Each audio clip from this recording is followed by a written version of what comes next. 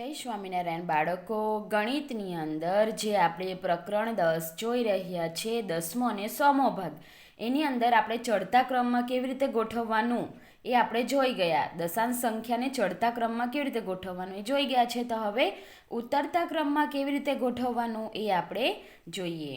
તો જે રીતે ચડતા ક્રમમાં સૌથી નાની સંખ્યા પહેલાં આવે, એવી જ રીતે ઉતરતા ક્રમમાં શું આવે? આપણે સીડી ઉતરવાના હોઈએ ઉપરથી નીચે તરફ. તો સૌથી પહેલાં જે મોટી રકમ હોય એ પહેલાં આવશે, પછી એનાથી નાની, પછી એનાથી નાની, પછી એનાથી સૌથી નાની. તો આમાં શું કરીશું? દશાંશ અપૂર્ણાંકમાં કે જે આગળનો દશાંશ પહેલાંની જે સંખ્યા છે એ જોઈશું, એ પૂર્ણ કહેવાય. હવે પહેલી રકમ અહીંયા જોઈએ તો 8.31 એટલે કે 8.31 શતાંશ, કારણ કે એકમ, દશક અને 100 એટલે બે રકમ પછી અહીંયા દશાંશ છે એટલે શતાંશ આવશે. એટલે આ રકમ પછી આપણે જોઈશું કે આમાંથી કઈ સૌથી મોટી છે. તો આપણે અહીંયા જોઈએ તો 12 સૌથી મોટી છે, એટલે 12.21 શતાંશ પહેલાં આવશે. ત્યાર પછી કઈ આવશે? 11.44, ત્યાર પછી 10.52, પછી આવશે સૌથી નાની 8.31.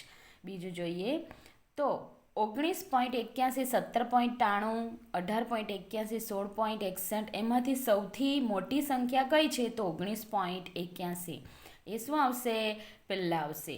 હવે અહીંયા જોઈએ તો આપણને આગળ દશાંશની આગળ બધે શું છે? શૂન્ય છે, એટલે કે 0 છે. તો આપણે શું કરશું? પાછળની રકમ જોઈશું.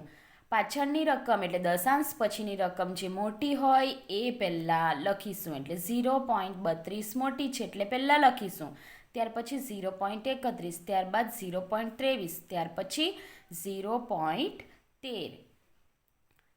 આગળ જોઈએ 5.29, 5.19, 5.91 અને 5.92. તો આની અંદર જે સૌથી મોટી રકમ છે પહેલાં લખીશું, ત્યારબાદ એનાથી નાની, ત્યારબાદ એનાથી નાની, પછી સૌથી નાની. તો 5.92 સૌથી મોટી છે પહેલાં લખીશું, પછી 5.91, પછી 5.29, પછી 5.19. તો આ રીતે ઉતરતા ક્રમમાં જેટલા પણ તમારે દાખલાઓ કરવાના છે હું ફોટો પાડીને મોકલાવીશ, એ તમારે કરવાના રહેશે. જય સ્વામિનારાયણ.